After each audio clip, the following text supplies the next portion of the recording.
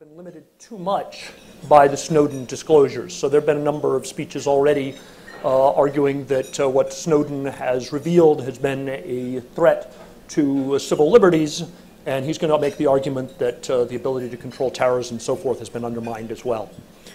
Next, we've got on April 10th, a speech by a subject very near and dear to, I think, everybody's hearts here. We have a panel of speakers on whether press freedom is being undermined and is under attack in Hong Kong, particularly after the two very sad incidents, the Kevin Lau incident and then the more recent one, which two journalists who were beaten with steel pipes at midday in front of the Museum of Science in Kowloon.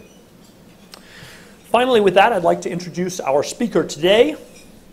Eswar Prasad is a former head of the China division at the International Monetary Fund. He now shares his time between the Brookings Institution in Washington and Cornell University in Ithaca, New York, one of the longer commutes around. His book, The Dollar Trap, has received more coverage, I think, in the past couple of weeks than any book by an international economist, any new book, in quite a while. We're sorry we don't have copies yet to distribute here. You can make orders, but we're just lucky to have him here so fast that his own books couldn't catch up with him. So with that, Eswar.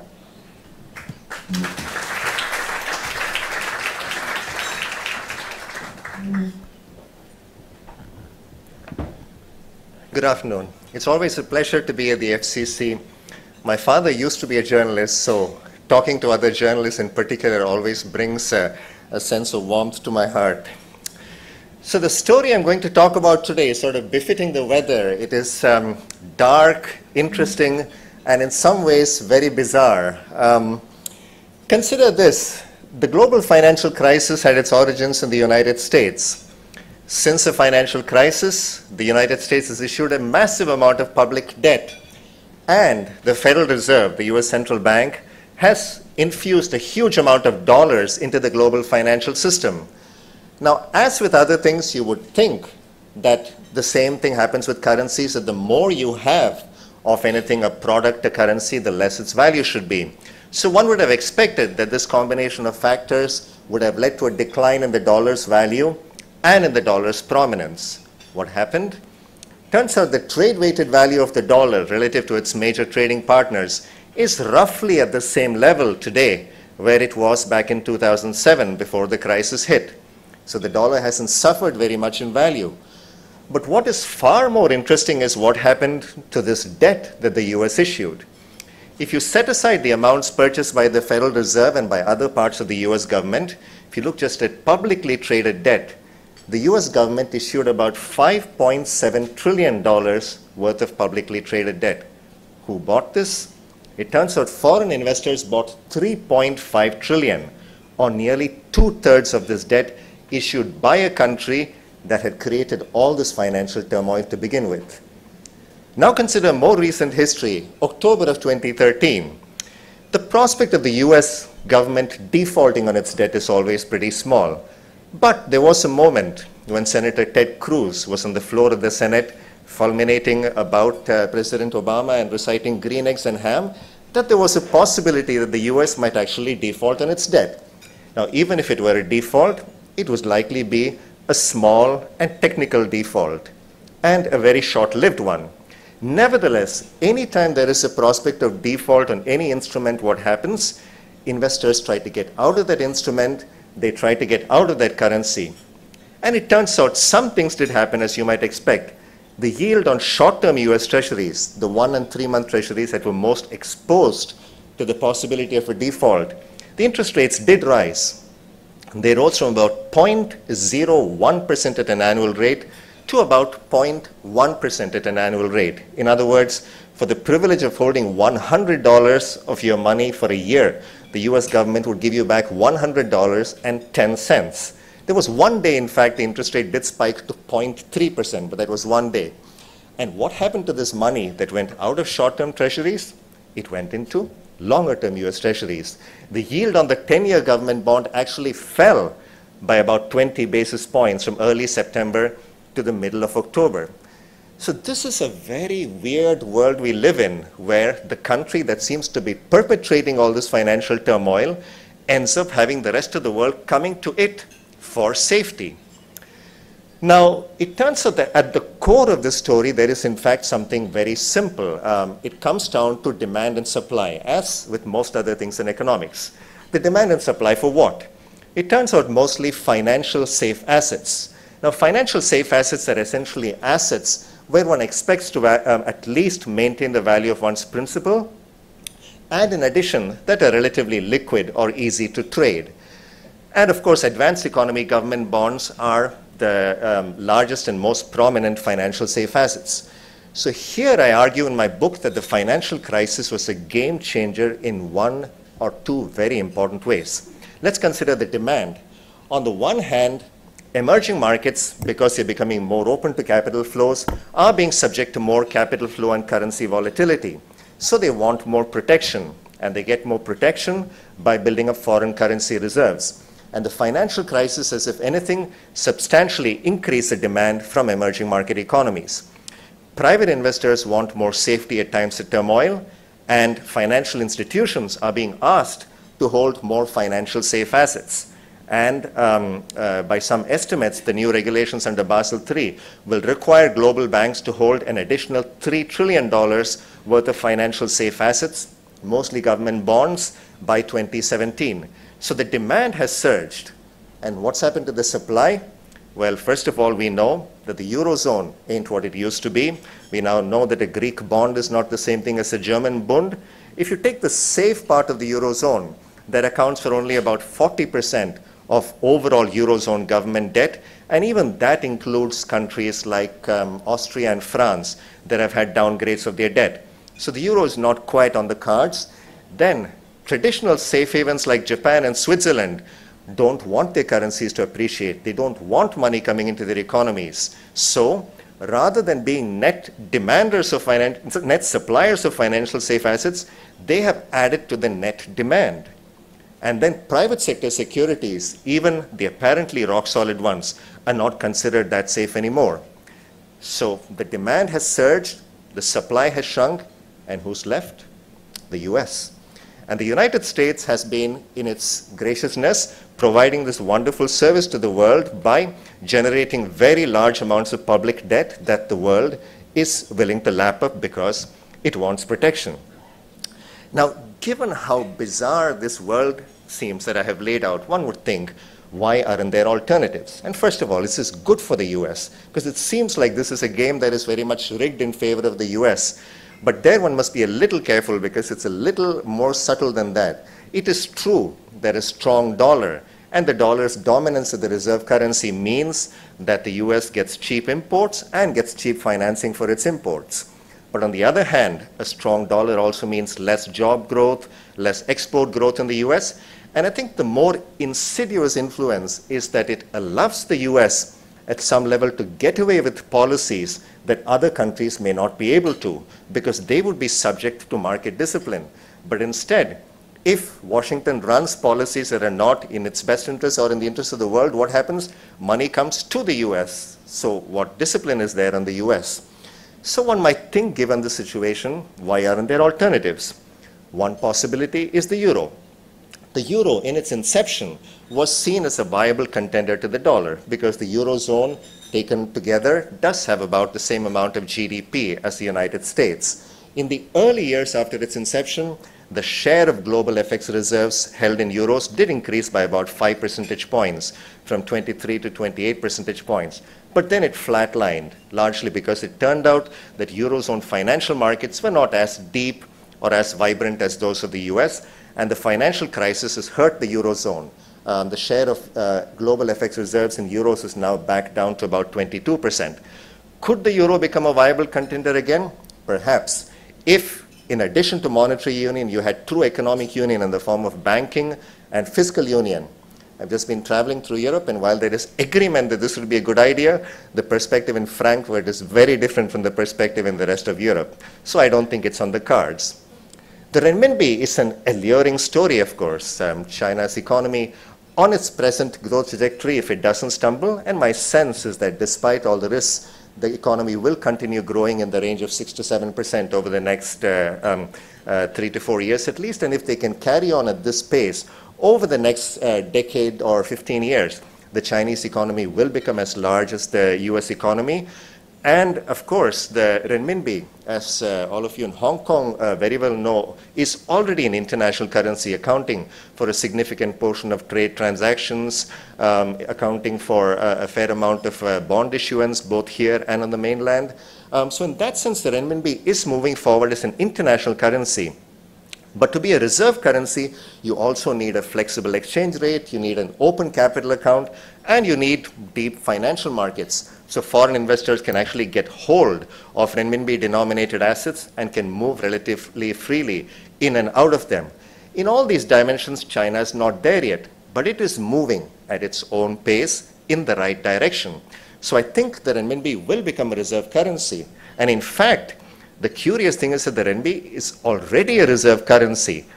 There are about a dozen central banks around the world, Latin American countries like China, African countries like Nigeria, and a whole host of Asian economies, Korea, Malaysia, Indonesia, Thailand, Japan, that hold or plan to hold renminbi as part of their reserve portfolios.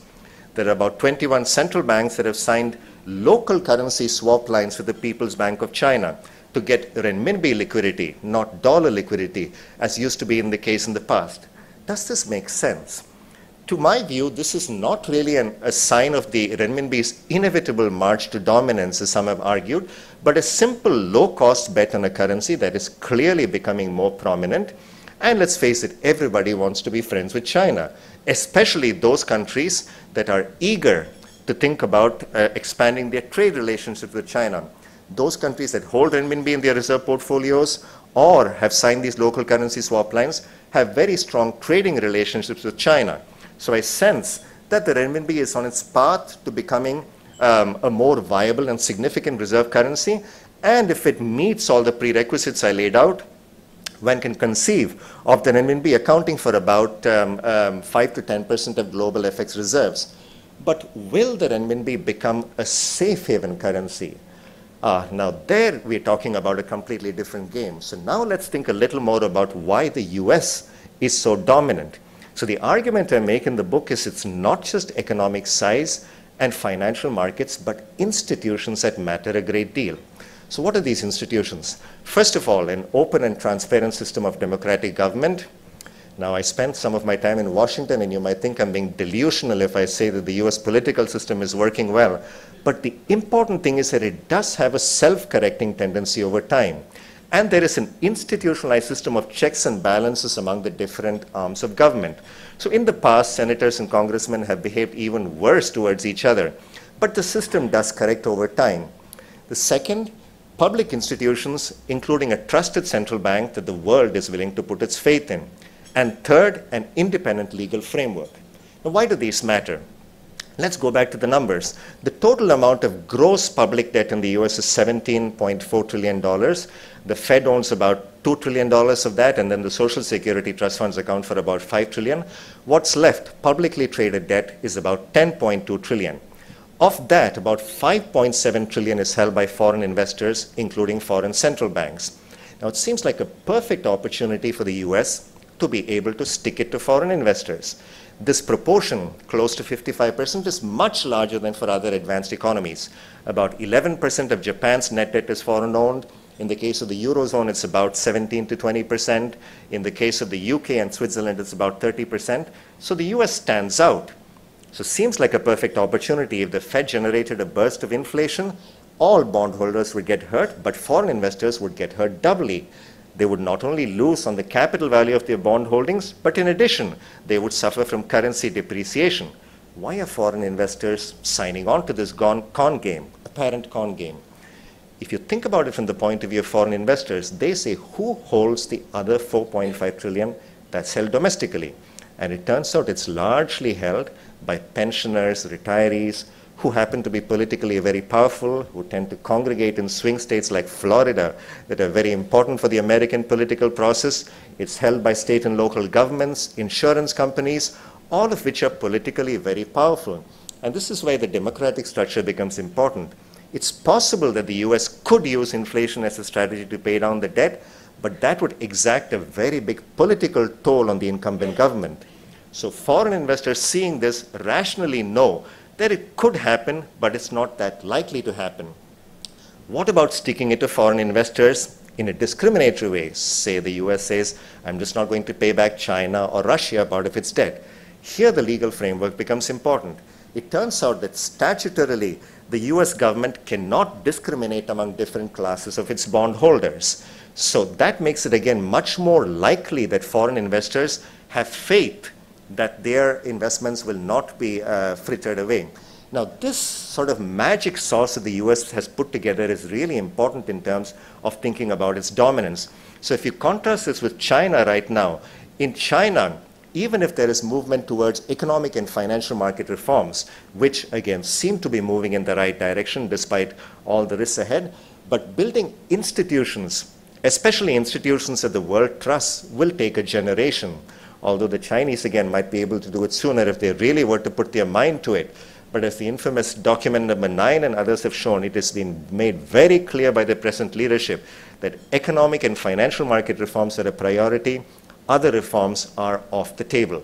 So I don't see the renminbi becoming a challenger to the dollar. It will certainly erode the dollar's dominance as it becomes the reserve currency itself, but I don't see it in any way challenging it. Now, at this stage, one must ask, are there scenarios where this whole curious situation could come apart? And again, as an aspiring public intellectual, it is up to me to lay out potential scenarios of doom and gloom so that I can seem prophetic when this finally happens. So I tried very, very hard to think of tipping point scenarios. One possibility is that China says, I have had enough of US policy towards Taiwan or Tibet. I know it will hurt me if I do something to the US bond market, but it's worth it. Officially, China holds about $1.3 trillion of treasury securities. It could take, say, $100 billion of that. And the true amount is probably more, but let's take that as given. China could say, I'm going to take $100 billion out of this market.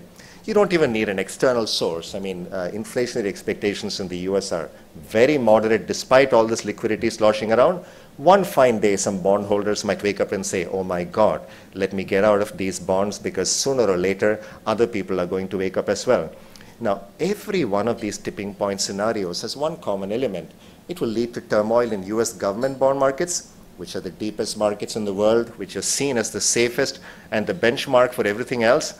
That will lead to turmoil in other US financial markets, which in turn, as we know from the crisis, will lead to turmoil in financial markets around the world. And when there is turmoil around the world in financial markets, what do investors want? They want safety. And where do you go when you want safety? Back to the US dollar. So there isn't really much of a place to hide once you think about the amounts involved in this scenario, for instance, where China takes $100 billion out of the US bond market. Yes, there are lots of mattresses in China that you could put some money under, but there really isn't an easy place to find where you can sock away large sums of money. So let me, in my last couple of minutes, talk about what a better state of the world might be. One might argue that we should think about alternatives, given that this seems like a very strange equilibrium. And my argument here is, again, is not about the dollar as a unit of account or medium of exchange. In those roles, the renminbi is becoming more important. Other currencies could start playing a more important role in trade settlement, in denomination of transactions. But it's as a store of value that the dollar really remains unchallenged. Now, we economists like competition, and one world to think about is one where there are other currencies, perhaps the renminbi, perhaps the euro, that become as important as the US dollar. In that case, the US wouldn't be able to get away with undisciplined policies. If the US did something that was not in its own or the world's interest, then people could shift to other currencies. But that forces one to think about an even deeper question: why do we have reserve currencies at all? And one reason, of course, is that emerging markets want protection. They need to find a place to put away their rainy day funds. So in the ideal world, perhaps we wouldn't even need reserve currencies. All countries would have a better mix of domestic policies, where fiscal policy would be supporting monetary policy. You'd have good structural policies. You would have financial markets that can absorb foreign capital and intermediate it nicely into productive investments so that you don't have as much capital flow volatility. You might have an institution, perhaps the IMF, that the emerging markets actually trust in order to give them assistance should the need arise, so they don't have to self-insure by accumulating foreign exchange reserves. But that doesn't seem to be on the cards. So let me think about the scenario again where one has multiple currencies and leave you with one final bizarre thought. If you think about a world where there were multiple currencies and go back to the financial crisis, a time when faith and confidence in the entire global financial system was being shaken, if you had multiple currencies, perhaps it would have been difficult for investors to think about where they could hide. Having one central bank that the world was willing to trust, one currency that everybody was willing to hold and that they could trust, turned out to be really important, because when the crisis hit, the cry around the world was, we want dollars. Partly because the US financial system still remains crucial to the entire global financial system, but in addition, dollars are still the currency of the world. So in that sense, having the US at the core of the financial system may not be such a bad thing. Now, it's usually not encouraging to end a seminar on this, it could have been worse note, but that's the reality we live in today. Given the state of domestic financial policies and other policies, given the state of financial market instability and regulation, which has made things safer but not quite that safe yet, given the structure of international governance, perhaps it could have been a lot worse if we didn't have one central bank that could essentially create unlimited amounts of liquidity by the bushelful without any apparent major negative consequences, at least so far. So it could have been a lot worse. So unless we can get things right on the domestic front in all the major economies and on the international front, neither of which I think is really on the cards, although they are both very desirable, for the foreseeable future, I think we are pretty much stuck in the dollar trap. Thank you.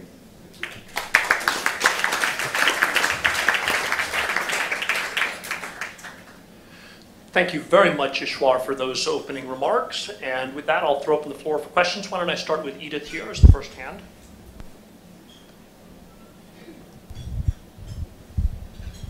Edith Terry, thank you for your presentation. Now, I'm sure you've thought of this a lot. A few years ago, Zhou Xiaochuan raised the idea of using the SDRs, the IMF's SDRs, as a global currency. Now, there are also sorts of reasons why that didn't fly, but what would be necessary to use the IMF, to use the SDR as an instrument of global governance? People who have just published books tend to be very boring. No matter what question you ask them, they say it's in the book. This one actually is in the book. The SDR was raised by Governor Zhou as a potential competitor to the dollar, and the special drawing rights of the IMF, for those of you who are not familiar with it, is essentially a composite unit of account really, and the IMF goes to great pains to say that it's not really a currency, but it's a unit of account whose value is based on the four major currencies. It's likely, for political and economic reasons, that the Renminbi will become part of that basket. Now, the question that you asked actually leads one to think harder about what a fiat currency like the dollar really is. First of all, it's issued by the central bank and it's created to some extent out of thin air. But there is a confidence that the Fed is behind the dollar and will preserve its value. And what is far more important for a fiat currency is that there is a government with taxing authority behind that. And that becomes crucial when you think about alternatives. And this is why fiat currencies have their value as stores of value, despite the fact that they can be created in essentially unlimited fashion. Gold and bitcoins have allure because ultimately there are going to be only 21 million bitcoins and there's about 165,000 metric tons of gold above the ground and we believe another 50,000. So you might think limited supply should preserve value. Fiat currencies don't seem to work that way. In fact, what made them more valuable during the crisis was that they could be provided in essentially unlimited quantities. But this gets to the heart of the matter.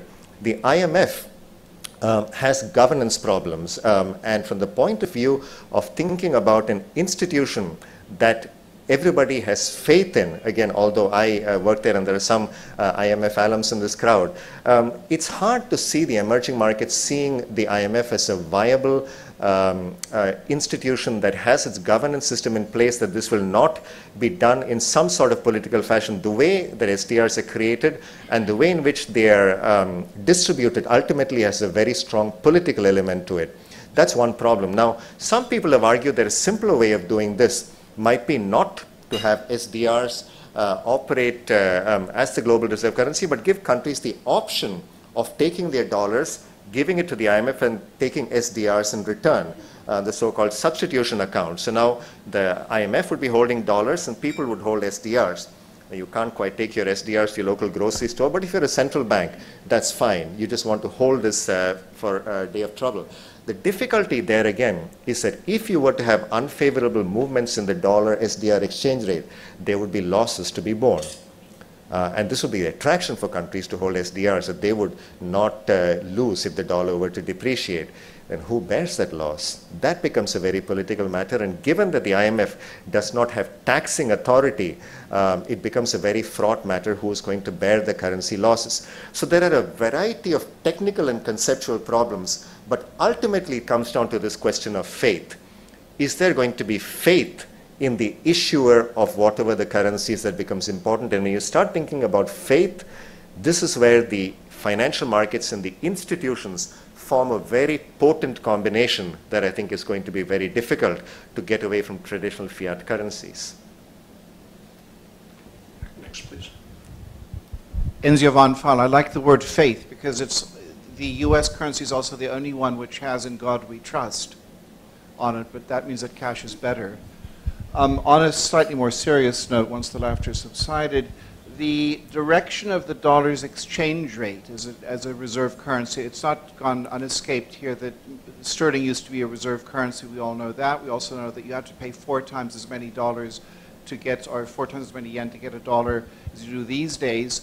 So given your points, which I tend to agree with, do you think that the dollar's exchange rate on a trend basis, not cyclical or random or whatever, is going to be just remaining where it is, sort of stuck in this sand trap, or do you think it will go up again? That really heightens a paradox. I said that the dollar's value today is where it was in 2007, but the interesting thing is that even over the last 5 years, every time financial markets experience some degree of turmoil or difficulty, the dollar perks up, but then the dollar starts declining. And in fact, in the decade before the financial crisis, the dollar on a trade-weighted basis was actually depreciating by about 1% a year. When and if financial markets do settle down, that trend is likely to return, and it's good. It's good for the US economy. It's good for the rest of the world because it adjusts some of the imbalances. The US has had a shrinking in its trade deficit, but there is still some way to go in terms of this adjustment. So the dollar is likely to decline if we return to smooth financial market conditions. But that really brings into very sharp relief the price that the world is willing to pay for protection. Now, China doesn't need more protection, but if you take an economy like India, India had some troubles in its currency markets recently, and they would certainly like to forestall more troubles by building up reserves if they were to get an opportunity. So from the point of view of India, let's go back to China for a second, because it's interesting to think about the cost, because China bears the biggest cost. From China's point of view, money put in US Treasury securities is essentially earning a minimal rate of return, especially in inflation-adjusted terms. Plus, there is the very strong prospect that the dollar is going to depreciate against the renminbi, so the value of those holdings in renminbi terms is going to decline. But this is the price that the world seems to be willing to pay. If you look at emerging markets and think about where a lot of those reserve holdings are going, again, the tyranny of numbers is very difficult to get around. If you take the capitalization of US government and corporate bond markets together, that's about $34 trillion.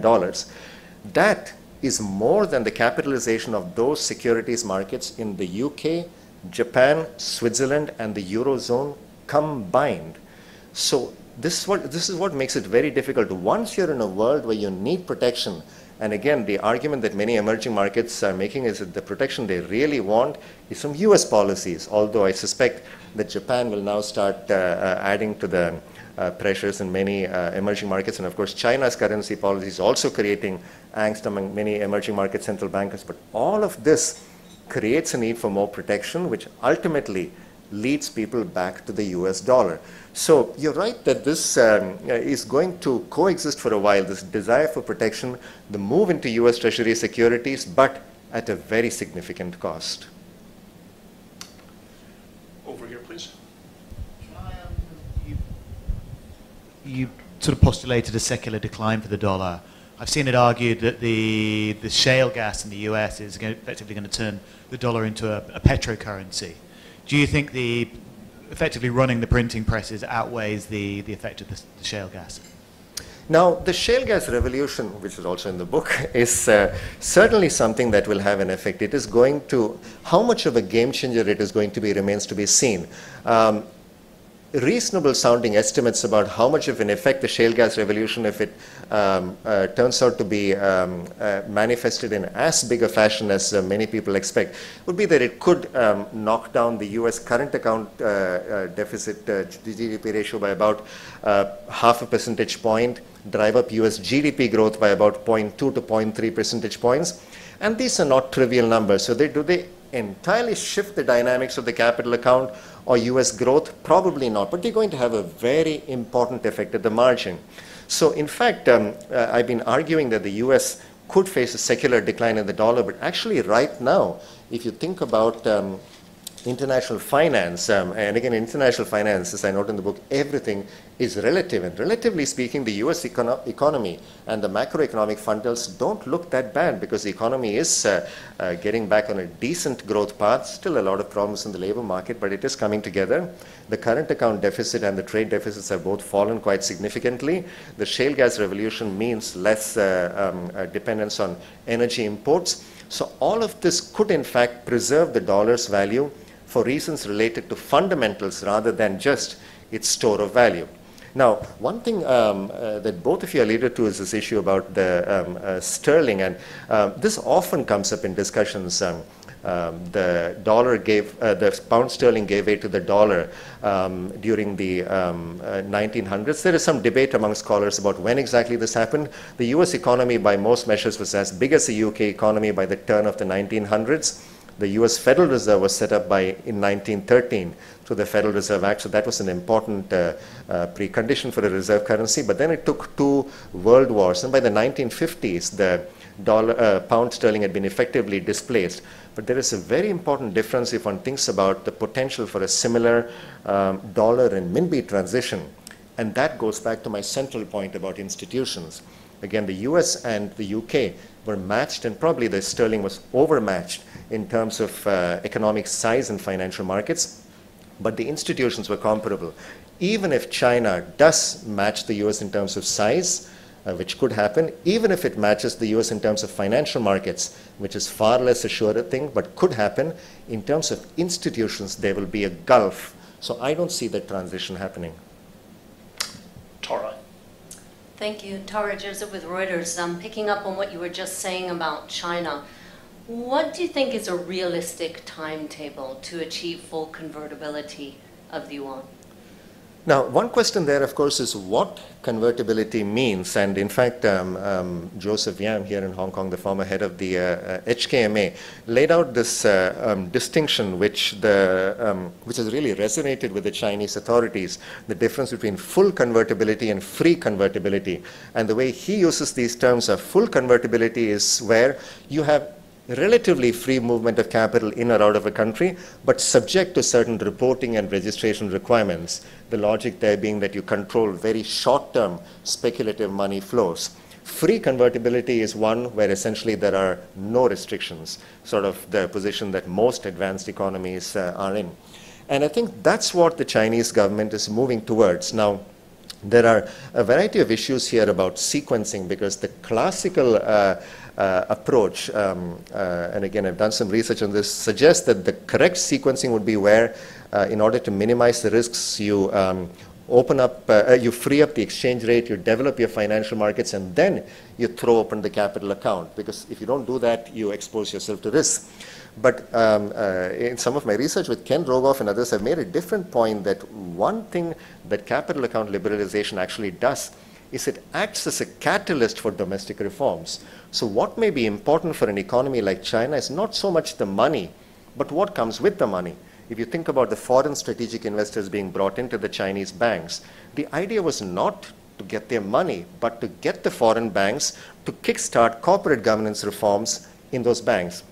Now, in retrospect, bringing Western banks in to improve corporate governance and risk management in the Chinese banks may not have been the hottest idea, but the concept was just right. And this is how they're liberalizing outflows as well. They're giving domestic residents and corporates the ability to diversify, but it also creates competition for the domestic banking system. So I think this whole notion of becoming the renminbi, of making the renminbi an important currency in the world, actually I've referred to it as a Trojan horse strategy. It forces you to think about what needs to be done domestically in order to make the renminbi an important currency. You need better financial markets, you need a more flexible currency, you need better regulatory frameworks. All of this is good for China.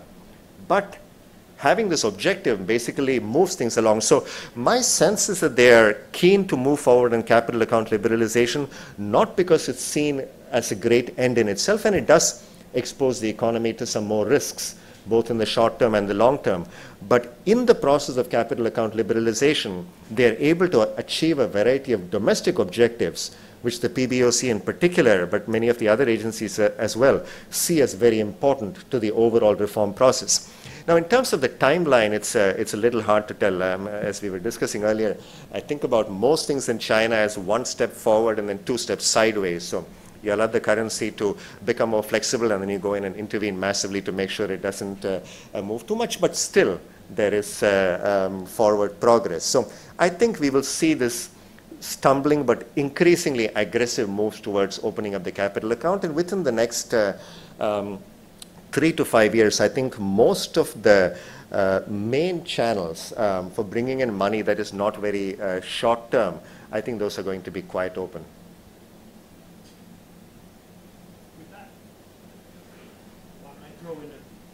Why don't I throw in a question?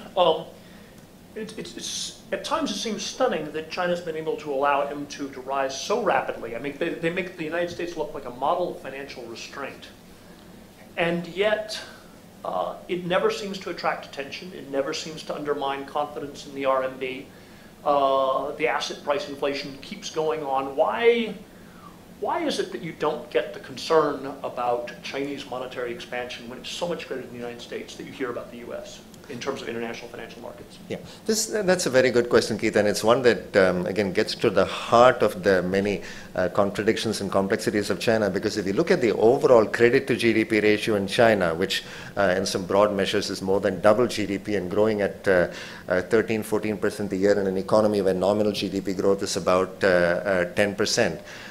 Countries that have these sorts of numbers have had a crash by this time. Historical experience suggests that these numbers are awful already. But the Chinese have in fact created a lot of room for maneuver for themselves. If you think about these numbers in isolation, they look bad, they look scary. On the other side, if you take the overall Chinese balance sheet, it doesn't look quite as bad. If you think about the assets the Chinese government has, the FX reserves the Chinese government has, the notion that the overall balance sheet is very lopsided is not quite right. But having said that, these numbers certainly mean that there are enormous risks building up in the financial system. So the question then becomes, is this going to make the wheels come off the train? And China has constantly grown by this approach of allowing problems to build up and then creating enough resources to deal with those problems. So if they allow growth to slow down right now, that would mean that those problems building up in the financial system, in the state enterprises with local government debt, hit them in the face right now. So the strategy, the playbook that they've used in the past, of course, is to continue generating growth. Now, one would argue that at some point, this has to run its course. And I think right now we are at an important inflection point for China. Now, of course, with China, every year, it's easy to say it's an important inflection point if they don't undertake their reforms. Next year, everything is going to fall apart. But the reason I think this is an important inflection point is not because the problems are building up, but they are trying to do the right thing. The PBOC and some of the other senior policy officials have support from the very top leadership to put in place financial market and other market-oriented reforms on things like deposit rate liberalization, deposit insurance. They have laid out specific commitments in terms of time frames, which is really important because it gives the system time to adjust. But the next 2 years, I think problems are going to build up. They do have room to deal with these problems, but if they go back to the old playbook, and there are signs that they're doing that, they're going to be left with more problems after 2 years. And if by that time they don't have the economy shifting in the right direction with these reforms in place, then things become really fraught. So when it comes to China, my concern is a little less over the next 2 years, because I think growth can be maintained at the 7 to 7.5% range, but how they do it, how much more risks we have for the medium term are, I think, the critical issues. So this is a very roundabout way, Keith, of answering your question. I think the risks are not the immediate ones right now. They have enough resources, enough space to be able to manage these risks. But in the process of doing the right thing, there is a very serious risk they could stumble. And stumbling would not necessarily mean that growth comes to a dead halt, but they go back to creating even more problems without the reforms in place that will correct the economy's direction in the long term. Thank you. And do we have anybody whom we have not? One more question here, and then we need to wrap up. Andy Collier, I'm an independent analyst. It's costing China an estimated 1 trillion, I think it's 1 trillion US a year in sterilization costs for the Renminbi flows. That's one estimate. And that is supposedly split between the state banks and consumers and the Ministry of Finance. I wanted to see your view on the politics of whether they can extricate themselves from that situation. It's going to be very difficult, and the numbers there again create enormous political complications. So if you look at what happened in 2011 and 12 relative to 2007, the reserve accumulation numbers did come down quite sharply, and the current account deficit is now at about 2% of GDP. But in the last half of 2013, they did accumulate $162 billion per quarter in each of those quarters. So the overall FX reserve accumulation was about $500 billion, and the numbers that we see for the first quarter of 2014 are going to be very large. So the cost to them in economic terms domestically, for the reasons you pointed out, the very large sterilization costs and how it distorts a financial system, how it imposes a burden on households is very large. But in addition, there is this political economy problem that over the long run, they face a declining the renminbi value of the dollar holdings. One point they've made is that maybe it doesn't matter, and the renminbi value's decline is just, renminbi value decline of those holdings is just an accounting matter, because that money is going to be used abroad anyway. But once you start using that money for bank recapitalization and so on, it does have to be converted back into renminbi, so it does imply something of a loss. So I think at this stage, they are very keen to move away from this export-driven model and move away from a model where they're continuing to accumulate large amounts of FX reserves. And I think what we saw with the widening of this band is a sort of acknowledgement that they need to shift. But the problem with the widening of the band, again, is that they're not willing to go the whole hog. And as we've seen in the past, if you widen the band a little bit, it just pushes everybody to the top of the band and increases their short-term pressures. So I think the PBOC has made a strategic decision to intervene in a very big way. And I think they have been successful at a large cost of taking the short-term money off the table. The long-term money that is coming in to benefit from the China growth story, I think will continue. Again, although there are some concerns about the China growth story itself. But that money is still going to continue coming in, because productivity growth in China, no matter how you slice it, is still pretty good, again, relatively speaking. But the short-term money is off the table, so I think they've bought themselves some amount of space. But unless they fix the overall financial system, and again, the capital account opening and FX flexibility are going to be parts of it, there is going to be a cost. And they've seemed to have decided that among the problems that they're building up for themselves with these implicit non-performing loans, with state and local government debt, with the excess capacity in some industries, and with FX reserve accumulation and the sterilization cost thereof, these are sort of things they have no choice but to pay in order to allow the reform process to go forward. Because again, if growth slows down very substantially, that reduces the momentum and political support for reform. So it's just an extraordinarily difficult juggling act that they've somehow managed to keep about a dozen balls in the air at the same time. So it could come crashing, but over the years I've become more humble in my views about China. The fact that they managed this balancing act for so long, gives me at least some degree of optimism. And again, as I was telling Keith, my frames of reference are Washington, D.C. and New Delhi. And in both those places, there is even a clear acknowledgement of the scale of the problem. So one final thought is that I think at least in Beijing, there is an understanding of the seriousness and extent of the problems and a willingness to do the right thing. Now, again, can they do this, getting over the economic and political constraints to doing the right thing? Even if they get over the constraints, given how clogged the system is, will there be big risks in the transition process itself? We'll have to see. Thank you very much, Eswar.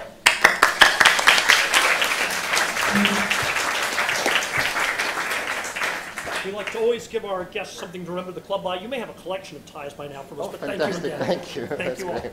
Thank you all. We hope to see more of you Wednesday.